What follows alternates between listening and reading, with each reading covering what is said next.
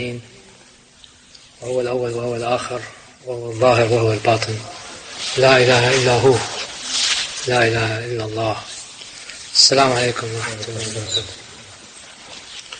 Inshallah, we have grown accustomed to starting the talks around an ayah which is the governing premise for the flow of the discourse, inshallah. And the ayah today that I've chosen is from Surah Yusuf. That's Surah 12, ayah 106.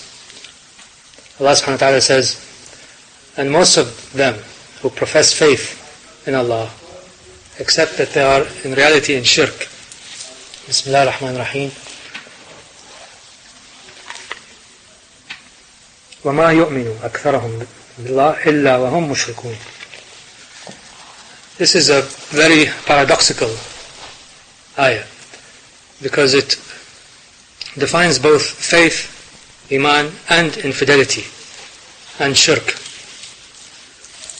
Infidelity in the sense of kufr, and shirk in the sense of association of all other than Allah subhanahu wa ta'ala.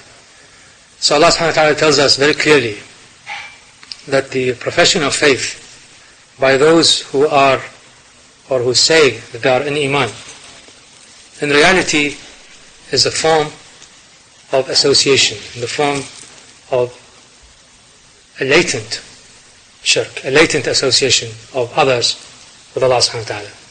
And it is this paradox that is one that can only be explored, defined and solved in the reality of those of us, inshallah, who are on the path towards greater knowledge and greater awareness of the presence of Allah subhanahu wa ta'ala.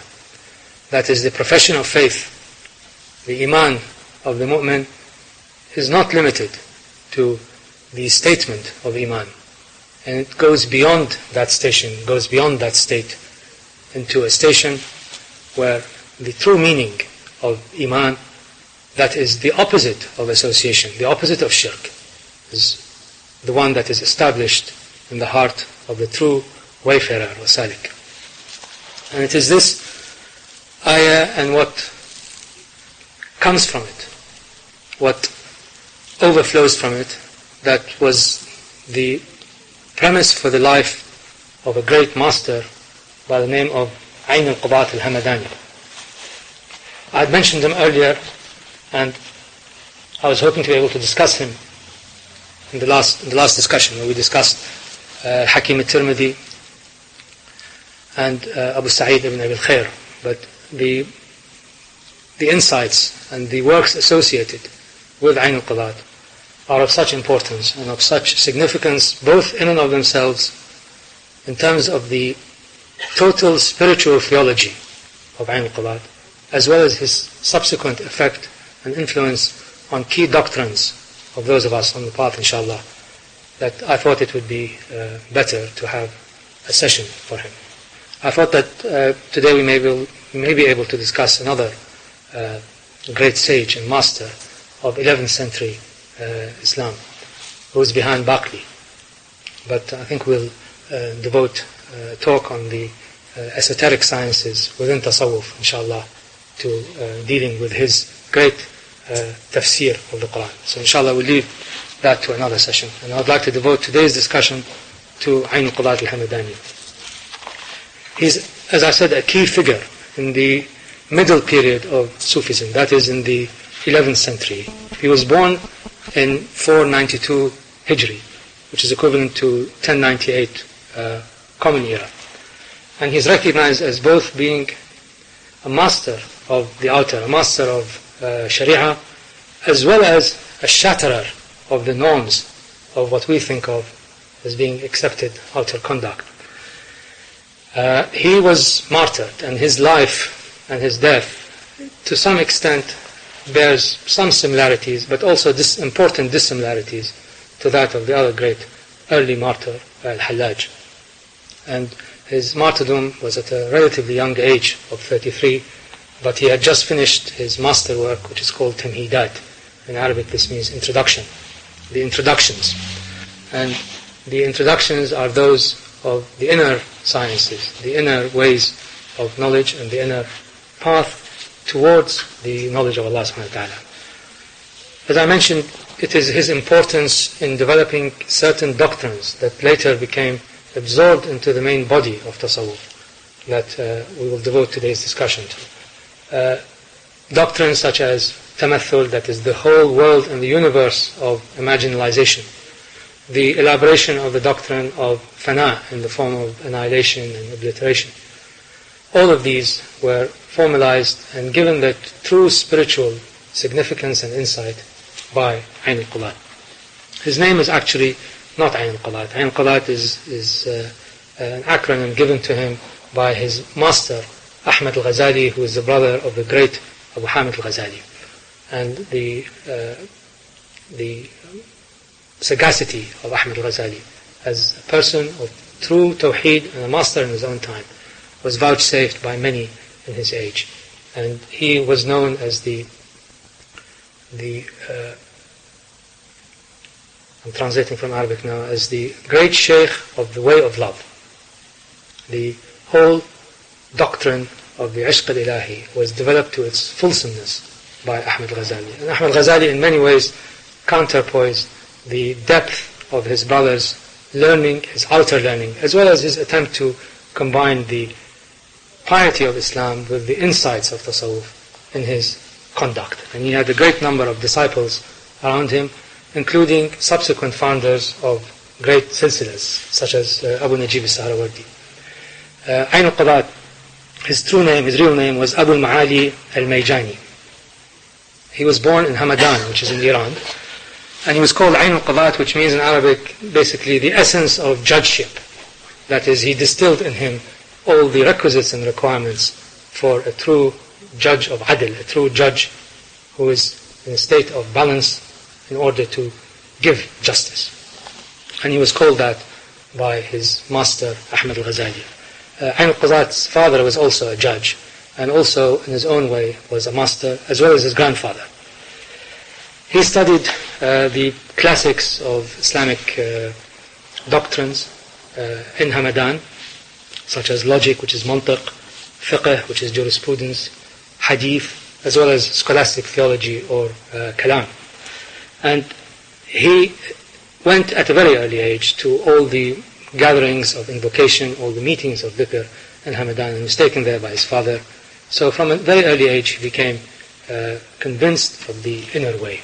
And at a very early age of 16, I believe, he took on a sheikh by the name of Barakah, who was not completely literate in terms of his outer knowledge, but by all standards he was a great master and great knower of the true meanings and secrets that are embedded in the Quran al-Kareem.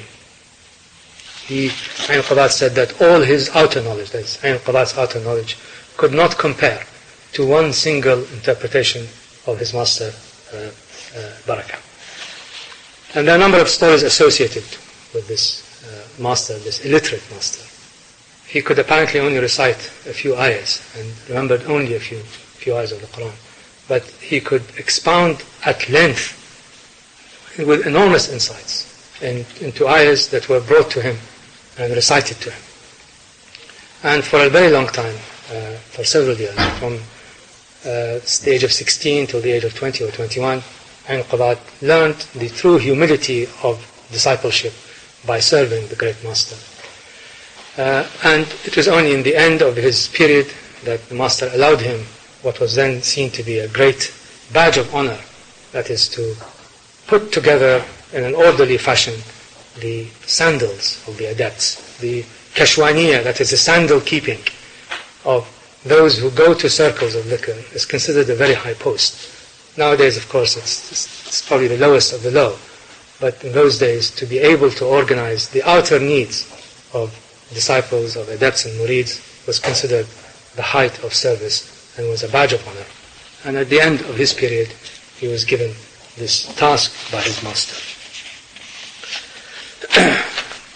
And he said, when speaking later of his master, that the presence of a living master is worth a whole library of books.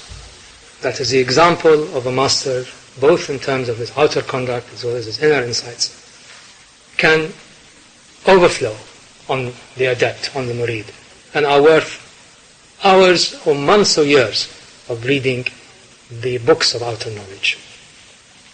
In the early days also, Ayn Qudat wrote his beginning of his insights into the path, and he wrote a book called Zubdat al-Haqa'iq, which means the essence of realities, where he explored how his deep knowledge of kalam, that is scholastic theology, and deep knowledge of the outer elements, the outer doctrines of Islam, could not bring him to the certainty that he demanded and desired, and that he came to the very early conclusion that the only true way towards knowledge of Allah subhanahu wa ta'ala must come from mushahadah, that is from visionary insights. And after that he pored over the books of Abu Hamid al-Ghazali, which were then becoming very widespread in the Muslim world. And the Ihya Ulumuddin in particular, which is the great compendium of the synthesis between inner knowledge and the outer requirements of the deen, was becoming the standard reference throughout the Muslim world. And that again brought him to higher and higher stations of recognition of the need to be in a state of mushahadah and the need to strive in the way towards Allah subhanahu wa ta'ala. But he lacked the discipline of a master. His early master had passed away. And it was through the grace of Allah subhanahu wa ta'ala, I believe, that Ahmad al-Ghazali, the brother of Abu Hamid al-Ghazali, came to Hamadani. And it is under his tutelage that the true kashf, the true unveilings that Ayn al-Qudat experienced, which he then brought to bear, and his outpourings in his book, the Tamhidat, which will be the subject of our talk today, inshallah, came to full fruition. As I said earlier, the epithet Ayn al-Qudat, that is the essence of judgeship, was given to him by his master, Ahmad al-Ghazali. He said that in 20 days, with Ahmad al-Ghazali, in 20 days of kashf, he gained more knowledge than if he had the lifespan of Nabi Allah Nuh. So 950 years of terrestrial life, in terms of gaining outer knowledge through the sensory stimuli, is worth less than 20 days of true kashf with a great master. And it is then that he became a true arif billah. Ahmad Ghazali told him, you can now split the hair of inner knowledge as you can split the hairs of outer knowledge. He wrote, as I said, at 25, when he reached this stage of great inner sight and began to progress along the path of true Irfan, he started writing voluminous letters to all kinds of people, and he began to establish himself in the Muslim world as a sage in his own right at a very early age. And his letters have all been compiled. Most of them are written in Arabic or in Persian, but they can be found now, I think, and some of them have been translated into French. They are worth reading, either in the original or in translation. But his great masterwork, the Tamhidat, was written at the age of 33, and it is truly a monument to Islamic mysticism. In my mind, it is the precursor and in many ways the condenser of all the subsequent elaborations that were made by great masters, in particular Ibn Arabi. So the importance of the Tamhidat is not in the elaborate gnostic or spiritual architecture of the great sage Ibn Arabi. It is more in terms of the experiences, the actual experiences, the various phases and stages that he went through that brought him to the state of kashf and mushahadah. It is in there that their importance lies. And it is a book that is really well worth looking into, and extracts of it have been translated into English, and in my mind by a person called Carl Ernest, and it is an extremely magnificent work of insightful knowledge and a true masterpiece of both of literature. It's written in Persian, but even in translation the flow comes through. In many ways it's very modern in its prose, and does not have all the great exclamations or the great elaborations or the great hyperbolic methods that one finds a lot in early Persian literature. It is modern and original, and it is startling in its true esotericism. It was so startling in terms of its insights that when he was arrested later, the arguments and the states and stations that he could put onto paper were so profound that nobody could understand them, and he was obliged basically to deny authorship. But subsequently, obviously, it was established that he was the author, and it was established that he was the master of these books. This book, the Tamhidat, is really structured along several entry points into the realm of kashf, into the realm of unveiling, into the realm of insights.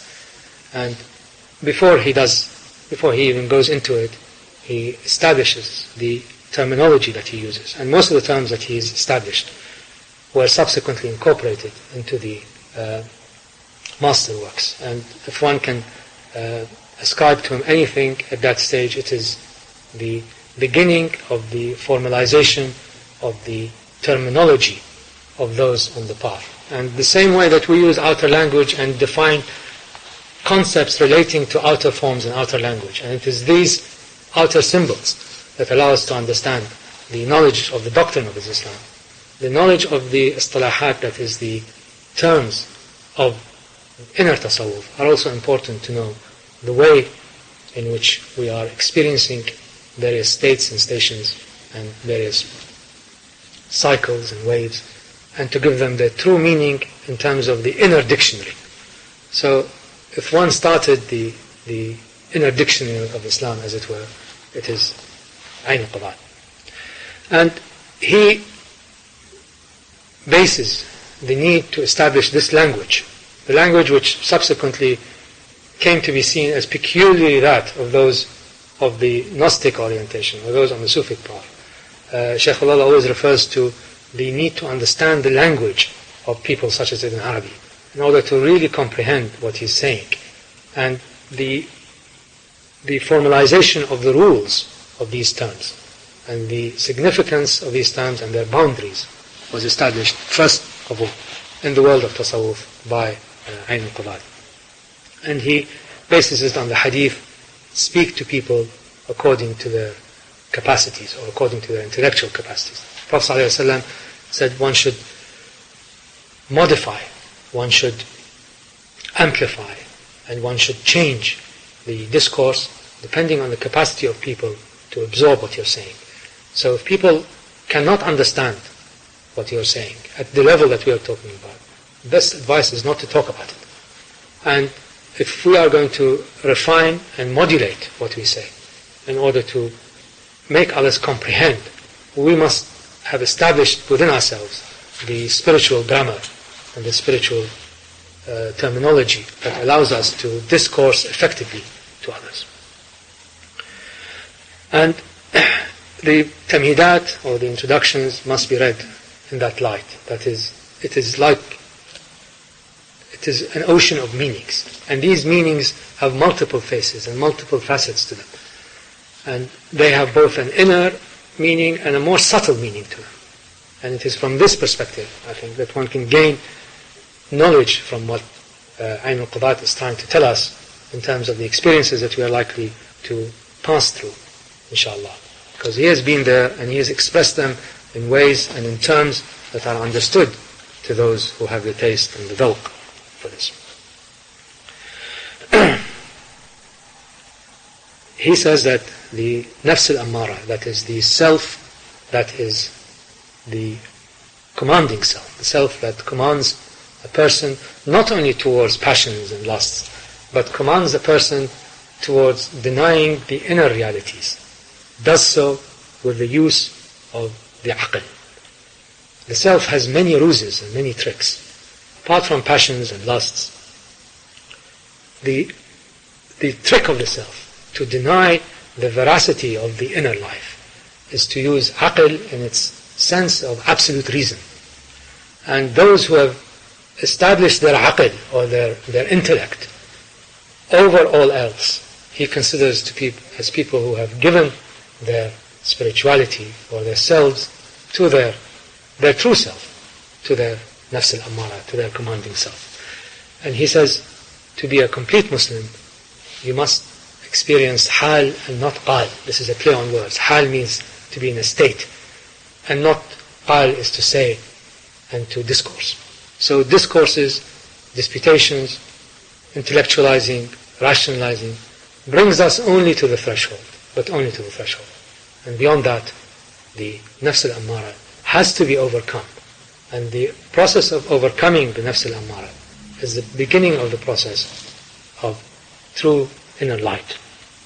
In this book, by the way, in Tamhidat, he predicts his own death. This might end the way in which he is going to be killed. And this is about 5 years before, 4 years before he was hauled in front of the judge in Baghdad. And he says that he will be hauled in front of the judge in Baghdad. And he's expecting that, and he's expecting the way in which he is going to be sentenced to death. This prescience, clairvoyance, whatever you want to call it, cannot come except from a person who is in true inner knowledge and in true tawheed. And there is no doubt about the date of the book, there is no doubt about the date of his death. And the date of his forecasting, I won't say prophesying, forecasting his death, is not to prove his clairvoyance, but it is to show that he may have received divine lutf, divine inspiration, and he may have seen through what we'll talk about later, inshallah, the world of the imaginalization, not imagination, but imaginalization, the world of true tamthil, that is automathil. These are what are the warids, the onrushes that came to him. His great contribution in the Tamhidat is to define fana, was to define annihilation. As we talked about last time, Al-Junayd was the first to give it substance and to give it the meaning that we now understand. But Junayd, Abu Qasim al-Junayd established the foundations, the groundwork, and did not go too much into the Quranic flows or the Quranic milestones that are the signposts for those who are passing along towards the state of fana or true annihilation. He says it does not mean annihilation in the form of fana, does not mean the loss of essence or the destruction of personality.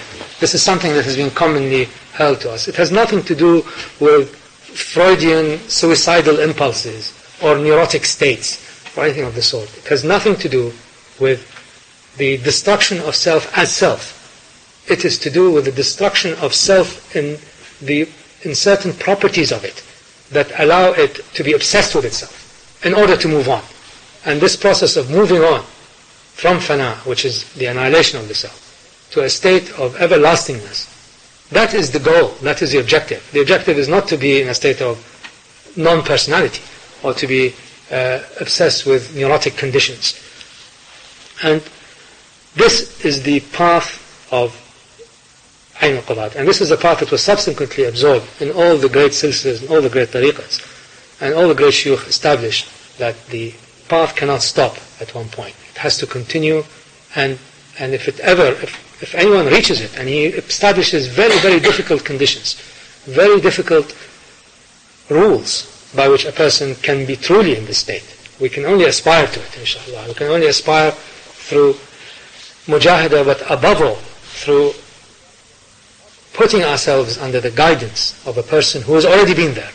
Without it, without this kind of guidance, without this kind of direction, without this kind of tethering, it is impossible to reach them. Even so, only very, very few people achieve that state. Inshallah, we'll talk about his definition later of those who are or can reach the state of true fana.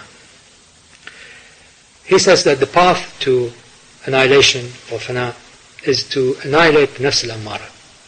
And here he introduces very keen insights into the shahada. The shahada of La ilaha illallah, he splits into two. He says, La ilaha, then illallah.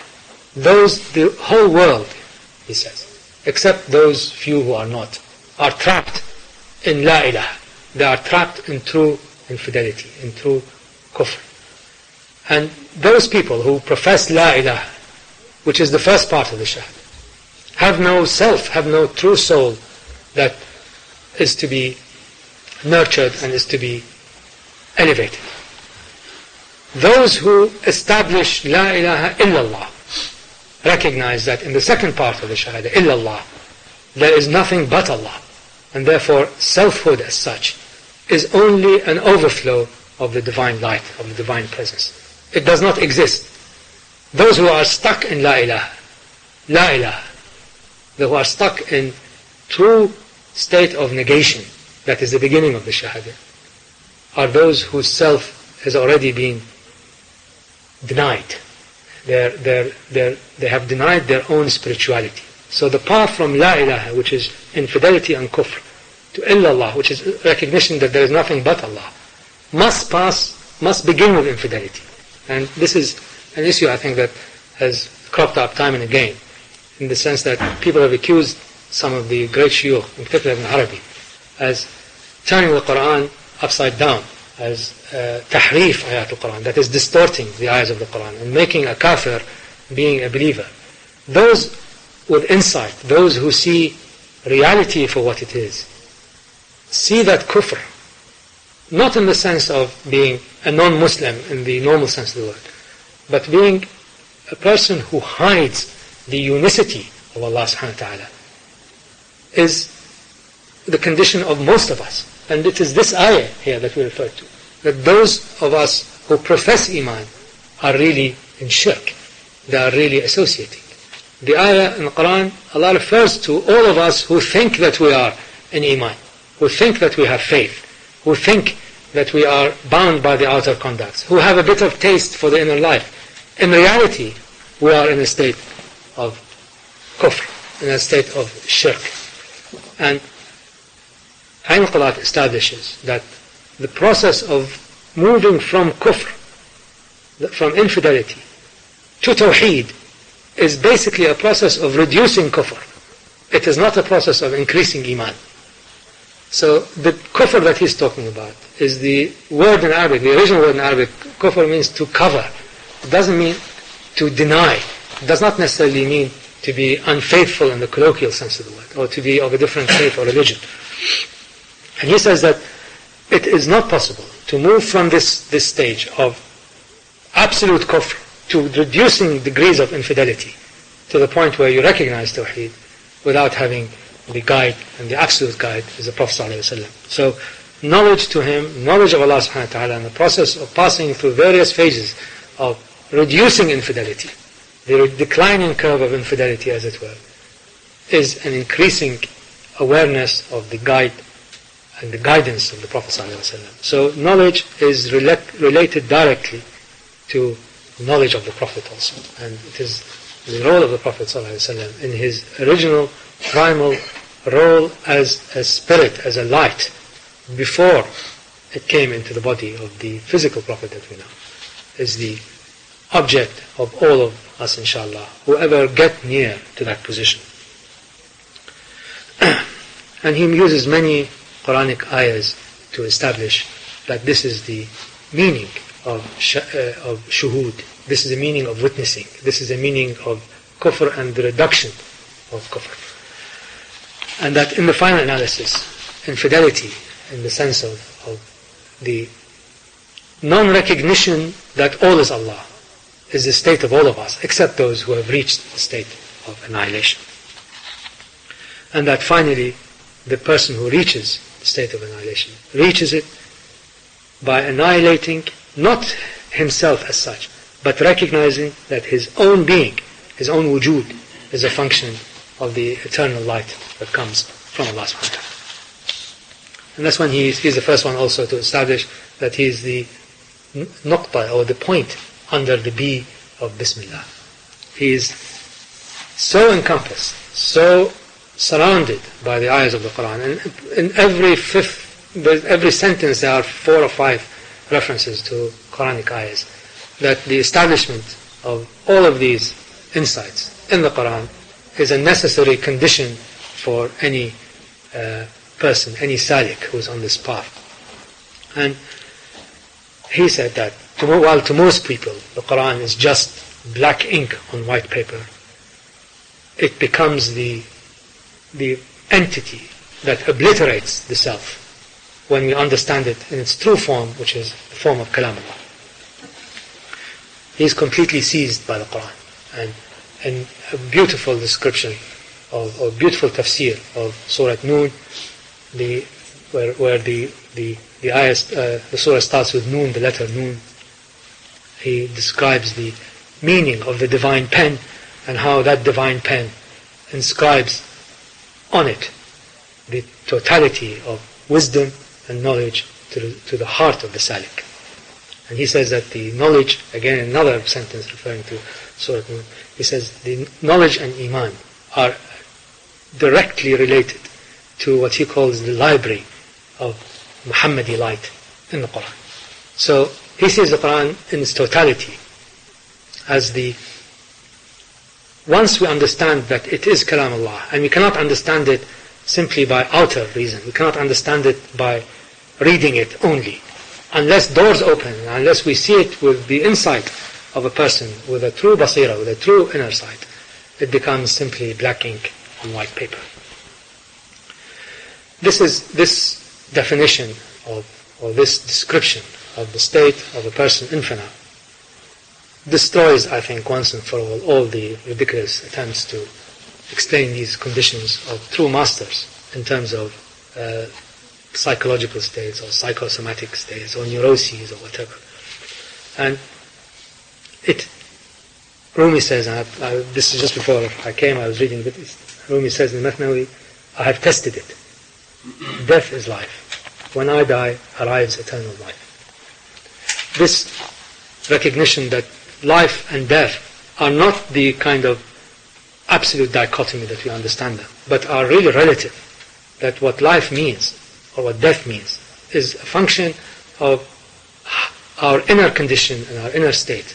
And we ascribe significance and meanings to them, directly related to our own hands, to our own ability to understand and to discern. The other insights that he has brought, and I'd like to discuss inshallah, is the issue of kufr and infidelity. The other issue is tamathul, or the world of imaginalization. Both of them played a very, very significant part in establishing the future doctrines of those who follow in the Akbari way, or in the way of Ibn Arabi, Shaykh al-Akbar. And although they have probably reached that through different routes, through different unveilings, nevertheless the insights of both are real, and Qudat predates Ibn Arabi by about 100 years. He says, to the true Arif, to the true Sufi, Islam is very simply defined as the way to Allah. And kufr, or infidelity, is defined as obstacles to the way of Allah. This is obviously a sea change from our definition or the outer definition of Islam. Islam is salat, saum, etc. The 5 pillars, or whatever pillars people decide to use to define Islam in the outer way. Those who are established in the inner Quran see Islam as the way to Allah, and see the religion of Islam as the best way, in the way to Allah. And kufr is not those who deny the veracity of the totality of the message. This is kufr, this is outer kufr. But real kufr, which is what this ayah refers to, are those who create obstacles to tawheed. So all obstacles towards understanding the unicity of Allah subhanahu wa ta'ala, and recognizing that Allah is one, and that all is Allah, and everything else is merely the overflow of divine mercy. All the obstacles to that are kufr. He says, and I'm trying to translate now, infidelity is spiritual takfir, that is, spiritual infidelity, that creates a momentum towards transcendence that can lead to fana. So, in another way of looking at it, once we recognize that we have within us the seeds of kufr, once we recognize that we are those to whom this ayah applies. Prophet ﷺ said in a hadith that I take refuge in Allah from the secret shirk. أعوذ بك من شرك الخفي. Even the Prophet ﷺ, Although in his spiritual state he was beyond that. Recognize the conditions that can exist for those who are attempting to reach through an absolute certainty. And that is the spiritual sense of being, of having obstacles that block the way to Tawheed. And the way to Tawheed passes through recognition of kufr or infidelity. This of course led him to a massive attack and massive problems with all the great authorities of his time, and especially with the outer dogmas of the faith and the clerics and the ulamas who refused to accept that kufr should be understood or seen in this way, and refused to interpret the ayah in this form. Although I cannot see in what other form this ayah can be interpreted. It is not possible to not to look at the ayahs of Allah subhanahu wa ta'ala, because Allah says in the Quran that there is no change to His sunnah. This is the outer and the inner way. And the inner way here is quite clear, that all of those who profess Iman, who profess and do all their outer obligations, even some of their inner obligations, still have a state of shirk. And that shirk and kufr are states to be overcome. They are not states that are opposite to faith. He describes basically 4 levels of kufr. In the sense of covering, in the sense of blocking, in the sense of being an impediment, in the sense of being an obstacle, not in the sense that we understand it. So I think those of us who associate kufr with something that is repugnant, we should try to change our wavelength to understand what he means, and try to see kufr as a covering or as an obstacle. He says the first level of kufr is when the arif, or the person who is reaching gnosis, recognizing the reality of his kufr. And then once he recognizes that in reality there is an obstacle between him and Allah subhanahu wa ta'ala, that obstacle begins to dissolve. And then he begins to see the majesty, the Asma al-Jalal, the names, the attributes of Allah subhanahu wa ta'ala that depict power, that depict majesty, that depict strength, that depict ability. And that he calls the takfir al-Jalali. This is the obstacle where you witness the might and power, but it's an obstacle to Tawheed. Then you have the next obstacle, which is the obstacle of witnessing Allah's names of beauty, the names that we associate with Allah subhanahu wa ta'ala and His acts of magnificence, of magnificent creation, of His beauty, of His karam, His generosity. These are also veils. These are also uncoverings that have to be removed, or coverings that have to be removed. And the final stage of the uncovering is what he calls the kufr al-ilahi, where the divinity itself, the rububiyyah, the powers denoting the divinity of Allah subhanahu wa ta'ala, are a boundary between the arif and the true tawheed, which is the other half of the shahada illallah, la ilaha illallah. And he says la ilaha, and ilah can include anything. It can include idols, it can include asma. In the end there is only one, and it is the ability of the gnostic to see only one, to see beyond power, to see beyond majesty, to see beyond beauty, to see beyond generosity, is what defines him as a true gnostic. He recognized the danger of this doctrine, I might add, and many people subsequently were castigated, and many people were arrested and harassed and killed sometimes, because it is not a doctrine that one expounds lightly, and it should not be even talked about, except within groups of initiates who have the language and understand the terms and understand that what we are seeking is not to deny the outer rules of Islam. We're not to deny the Shara. He himself was a great theologian and a great interpreter of the doctrines of the outer, but rather to understand and to aspire towards a station that brings us to the proximity of the One, not to the proximity of the attributes, although these are in themselves a magnificent state to be in. and not to bring us to the recognition of infidelity as an obstacle. Even that is a magnificent state. If all of us recognize that we harbor inside us obstacles towards true knowledge, no matter how much we pour over books, no matter how much we do our ibadat, no matter how much we guide ourselves by true transactions that are bounded by the law, we know that we are not in true tawheed yet. And those who say that they are in true tawheed without polishing their innermost cells are these to whom the ayah refers to. And this is the vast majority of Muslims. He does not apply the word kufr, by the way, to non-Muslims. He assumes that people are not mulhid, that is, they're not atheists. So all these discussions is not seen in light of belief versus atheism. These were never issues before. Atheists he considered not to have a self, so they're useless. Might as well ignore them. They don't exist. They are just like animals. But he's talking about the realm of believers, the realm of those who profess the faith.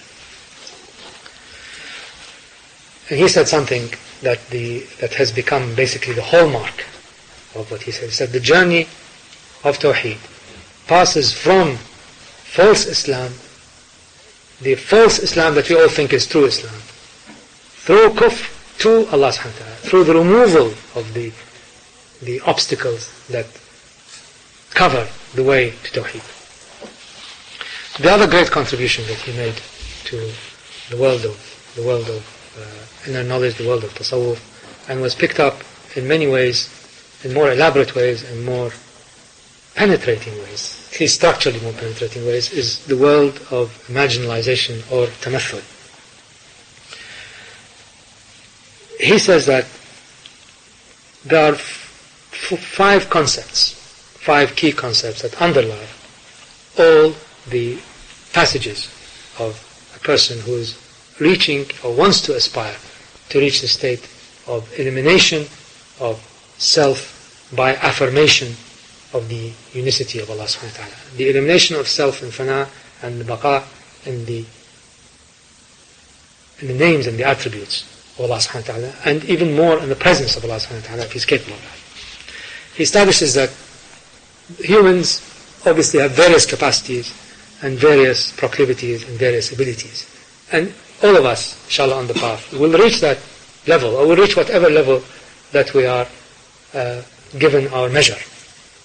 And our nafs that is able to absorb this knowledge reaches the level to which it has been designed, to which Allah subhanahu wa ta'ala gives us in His grace. So these differential ways of reaching are part and parcel of human nature.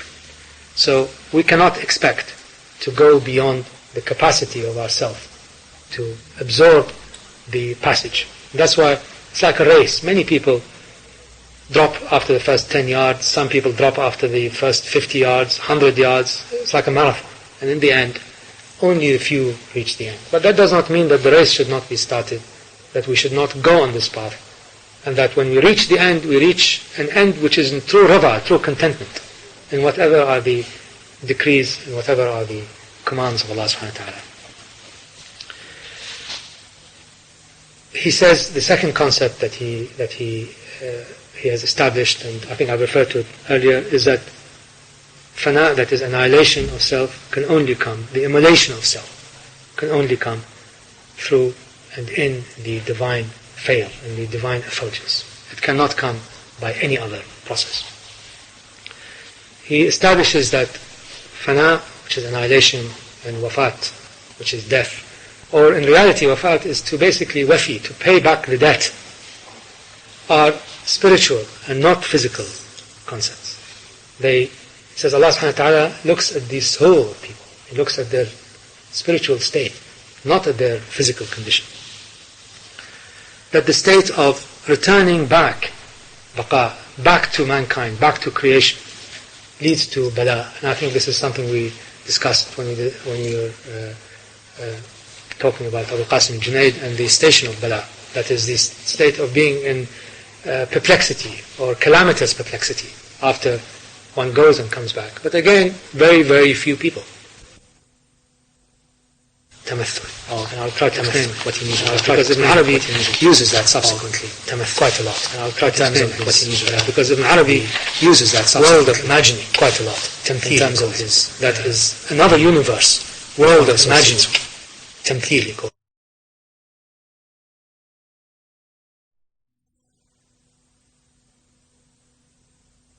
Of tamathul.